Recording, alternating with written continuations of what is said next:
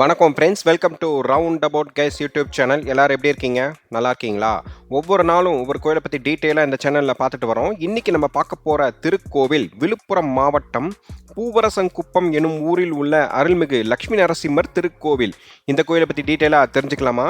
பொதுவாக லட்சுமி நரசிம்மர் கோவில்களில் தாயார் மட்டுமே நரசிம்மரை ஆலிங்கனம் செய்த நிலையில் காட்சி தருவார். ஆனால் இத்தலத்தில் நரசிம்மர் லட்சுமியை ஆலிங்கனம் செய்த நிலையில் அருள்பாலிப்பது சிறப்பு. கிபி 3ஆம் நூற்றாண்டில் நரசிம்மர் தூணில் இருந்து தோன்றியதால் ஒரு தூணையே நரசிம்மராக வழிபாடு செய்து வந்தார்கள். அதன்பின் பல்லவர்கள் நரசிம்மருக்கு கோவில் கட்டி சிலை பிரதிஷ்டை செய்தனர். இக்கோவிலில் தாயார், ஆண்டாள் சன்னதிகள் தனியாக அமைந்துள்ளன. இங்குள்ள அமிர்தவல்லி தாயார் அமிர்தத்திற்கு இணையான பலனை கொடுக்க வல்லவள். அதனால்தான் அமிர்த பலவல்லி என அழைக்கப்படுகிறாள். நரசிம்மர் இரண்யனை அழித்து பிரகலாதனுக்கு காட்சி கொடுத்த தலம் ஆந்திராவில் அகோபிலம் என்றும், முனிவர்களுக்கு காட்சி கொடுத்த தலம் பூவரசன்குப்பம் என்றும் கூறுவர். எனவே இத்தலம் தென் அகோபிலம் என்றும் அழைக்கப்படுகிறது. முனிவர்களின் வேண்டுகோளுக்கு இணங்க நரசிம்மர் இத்தலத்தில் மகாலட்சுமியை தனது இடது மடியில் அமர்த்தி காட்சி அளித்தார். அப்போது லக்ஷ்மி முனிவர்களை பார்க்காமல் நரசிம்மரையே பார்த்தார். உடனே நரசிம்மர், நீ முனிவர்களை பார்த்து அருள்பாலிக்காமல் என்னை மட்டும் ஏன் பார்த்து கொண்டிருக்கிறாய் என்றார். அதற்கு லக்ஷ்மி, கோபமாக உள்ள நீங்கள் உங்களது வெப்பத்தை தரிசிக்க வரும் பக்தர்களிடம் காட்டக்கூடாது. எனவேதான் நான் உங்களை பார்த்து கொண்டிருக்கிறேன் என்றாள்.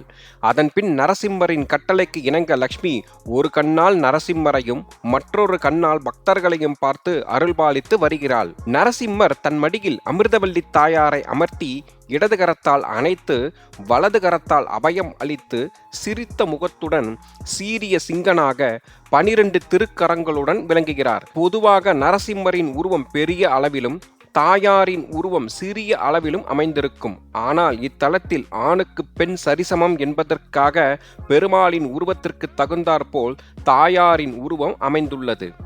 இக்கோவிலின் தல வரலாறை பார்ப்போம்.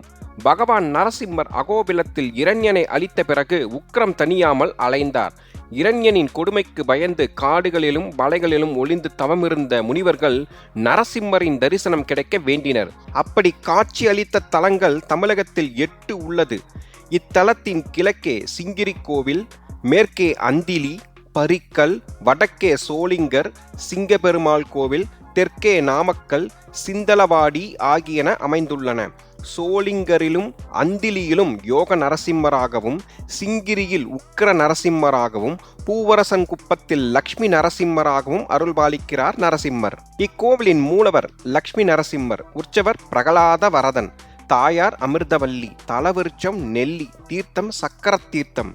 புராண பெயர் தட்சிண அகோபிலம், இப்போது இருக்கும் பெயர் பூவரசன்குப்பம்.